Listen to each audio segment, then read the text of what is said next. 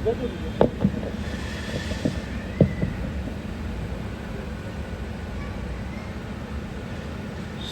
चक्रम सकिरीट कुंडलम सफीत वस्त्रम सुरसारवेक्षणम सहार वक्षस्थल कौस्तुभश्रियम नमामि विष्णु शीर्षात् चतुर्भुजम वसुदेव सुतं देवं कंसचाणूरमर्दनम देवकी परमानंदम कृष्णम वंदे जगद्गुरु। कृष्ण कन्हैया लाल की, रामचंद्र भगवान की, सत्य सनातन धर्म की, चतुर्भुज भगवान की, भारत माता की जय। ओम नमः पार्वती पतये हर हर महादेव। श्री राम जय जय राम। श्री राम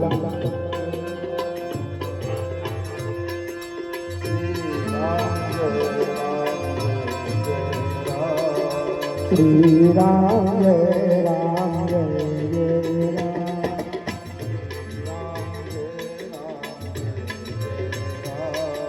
श्री राम जय राम जय जय राम।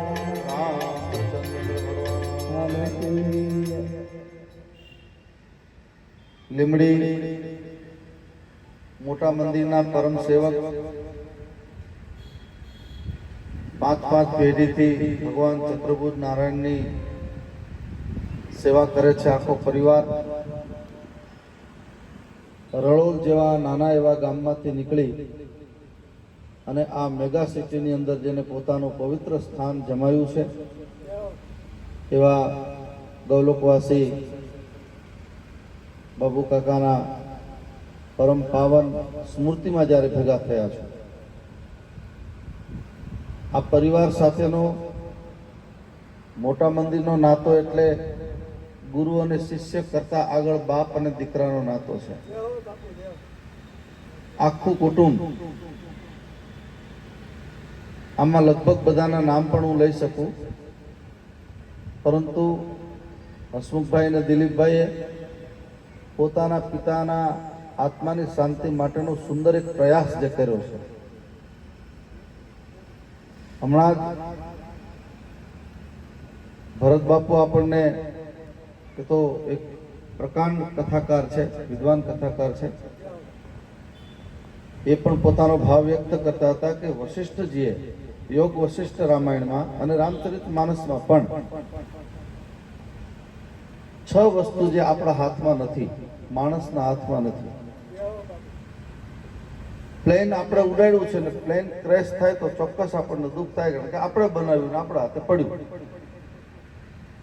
આ માઇક્રોફોન મારા હાથમાંથી પડે ને તૂટી જાય તો જીવ બળે કે આપણા હાથથી આપણે બનાવેલી વસ્તુ પડી ગઈ, પણ 6 વસ્તુ વિધાતાએ પોતાની પાસે રાખી છે। એવું રામચરિત માનસ પણ એની પૂર્તિ કરે છે। આની લાભ,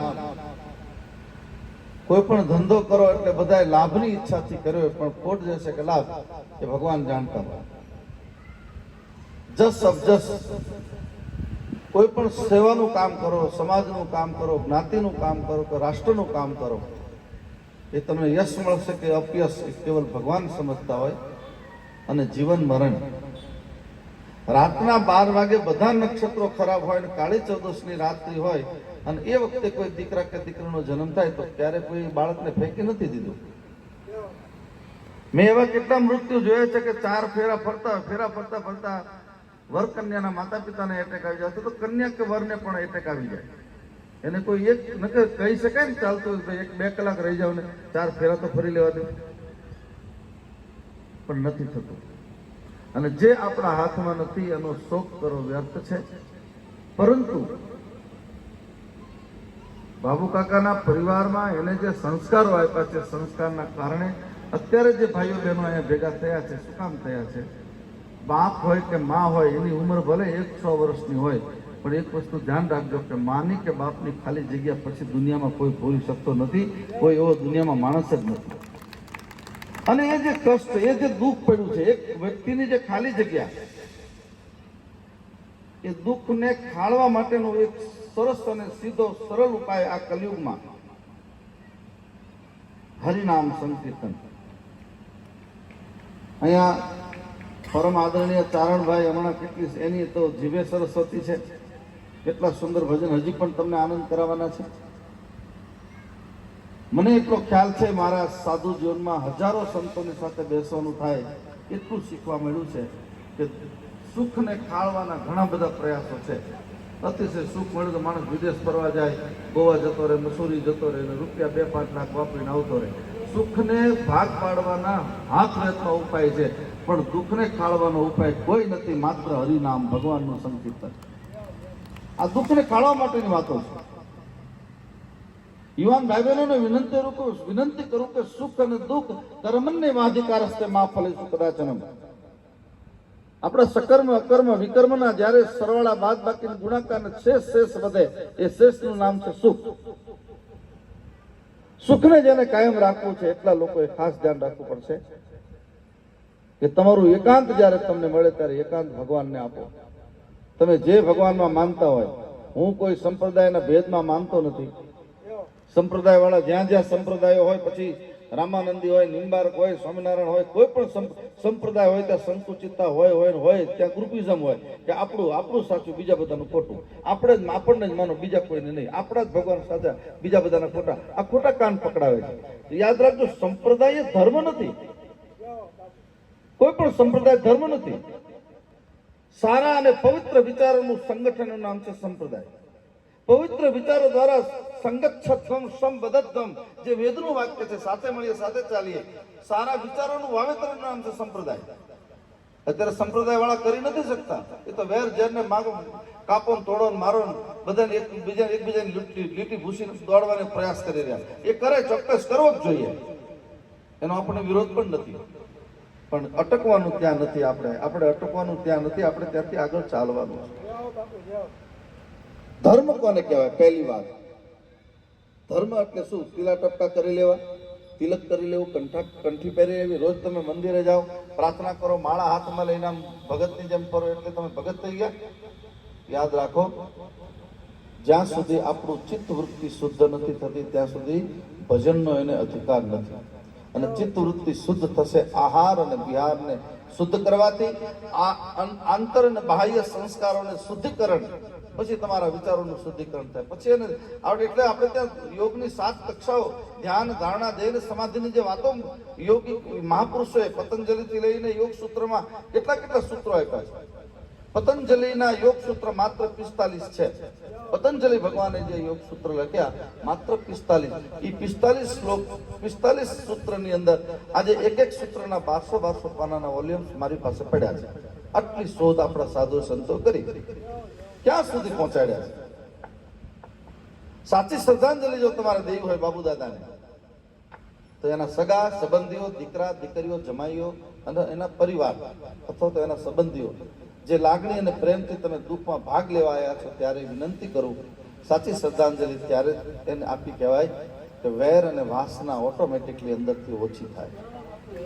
આપણે એવા કેટલાય લોકોને જોયા છે, નાચતા હોય તેમ થાય મીરાબાઈ તો કઈ ન નાચ્યા, પગ ઘુંઘરું બાંધ મીરા નાચી, પણ પછી અંદર જાય તો, ઘરમાં જેવા જાય તો સાસુ સાથે અબોલા છે, બેન સાથે અબોલા છે, ભાઈ સાથે અબોલા છે, પાડોશની સાથે તો ઊભું રહેવું પોસાતું નથી. આ આપણો જે ચિત્ર વિચિત્ર સ્વભાવ, એ આપણને સત્ય સુધી ક્યારે પહોંચવા નહીં દે. ધ્યાન રાખજો. પ્રેમનું પ્રકટીકરણ કરવું હોય એને શુદ્ધ થવું પડશે. અને એટલે ગોપી ગીતમાં, ભાગવતમાં ગોપી ગીતમાં મારી ગોપિકાઓ શું કહે છે ભગવાનને? તવ કથા નહીં, સંગીત નહીં એમ. તવ કથામૃતમ તપ્ત જીવનમ કવિ વિરીડિતમ કલ્મષાપહમ. ગોપી કહે છે, હે લાલા, હે કનૈયા, હે કૃષ્ણ, વ્રજ અને ગોકુળ તો હતું જ યુગોથી, પણ તારા પદાર્પણ થયા પછી આનો મહિમા વધ્યો છે. આ કલ્મસ, આ કલયુગના પાપને ધોવા માટેનો શોર્ટકટ કોઈ રસ્તો હોય તો કેવલ અને કેવલ ગોપીઓ ગોપી ગીતમાં કહે છે તવ કથામૃતમ. ભગવાનની કથા એ અમૃત છે. અને અમૃત શું કરે? આપણને અમર બનાવે. અમરનો મતલબ શું? મીરાએ ઝેર પીધું હતું, ઇતિહાસમાં એનું નામ લખાણું, પણ એ મીરાએ તો એક જ વાર એના રાણાએ મોકલેલું દૂધના કટોરામાં ઝેર ઝેરનો કટોરો હાથમાં આવ્યો. સાધુ સંતોએ બહુ સહન કર્યું છે, બહુ સહન કર્યું છે. આ બધા જ મારા દેશના સાધુ સંતો, ભરતરામ બાપુ ભલે કથા કરે પણ કેટલું સહન કરવાનું આવતું હોય. સાધુ શું કરે છે? કોણ સાધુ? સાધુ કોને કહેવાય? મોટા મંદિરના બાપુ બની જવું, દાઢી મૂછ વધારી દેવા, ભગવાન લાલ કે લીલા કપડાં પહેરી લેવા, મૂંડો કરાવી નાખો કે મોટી જટા કરી નાખો એટલે સાધુ નહીં. સાધુતાનો કોઈ યુનિફોર્મ નથી, એક જ યુનિફોર્મ. હરી રસ પીવે બીજાને પાય, સાચા સંતો એમ ઓળખાય. વિષના પિયાલા આપ પીવે ને અમૃત બીજાને પાય. ઝેરના પ્યાલા જ્યારે જ્યારે પીવાનો વખત આવ્યો ત્યારે મારા દેશની મીરાએ પીધું છે અને અમૃત જ્યારે નીકળ્યું ત્યારે જગત માટે વૃષ્ટિ કરી છે. આ છે સાધુતાનું પહેલું લક્ષણ. યાદ રાખજો બરાબર. બે વસ્તુનો સંગ કરો યુવાન ભાઈ બહેનો.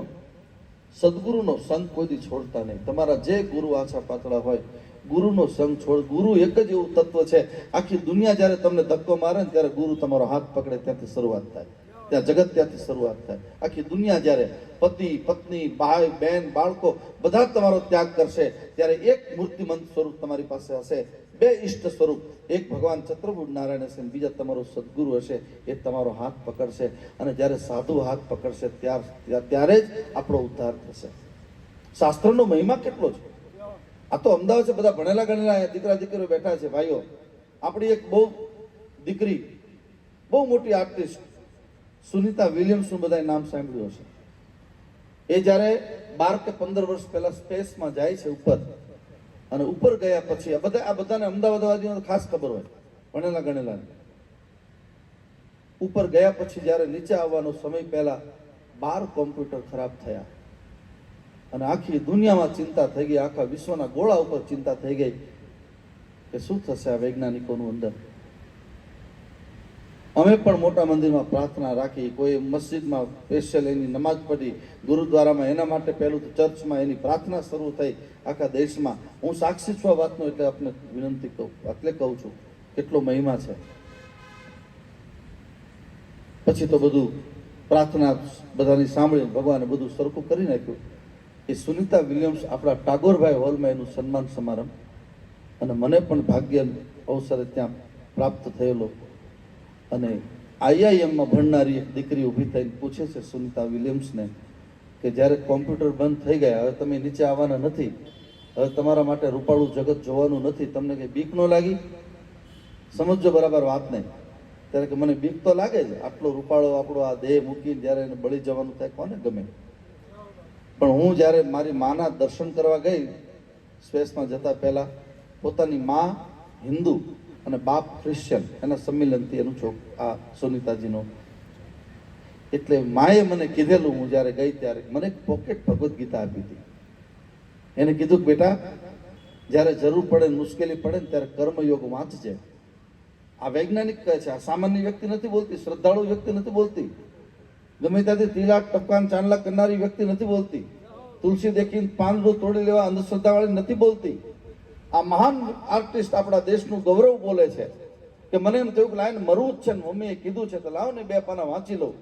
અને કે મેં ભગવદ્ ગીતા હાથમાં લીધી અને હે કૃષ્ણ, તે તો કેટલાયનો ઉદ્ધાર કર્યો છે, મારો નહીં કરે એટલું કરીને હું જ્યાં વાંચવા માંડી, ભક્તિ યોગ, જ્ઞાન યોગ, કર્મયોગ જ્યાં પૂરો થયો ને ત્યાં મારા 12 કોમ્પ્યુટર ચાલુ થઈ ગયા અને તમારી સામે બેઠું છું. આ શાસ્ત્રનો મહિમા, શાસ્ત્રનો આ મહિમા છે.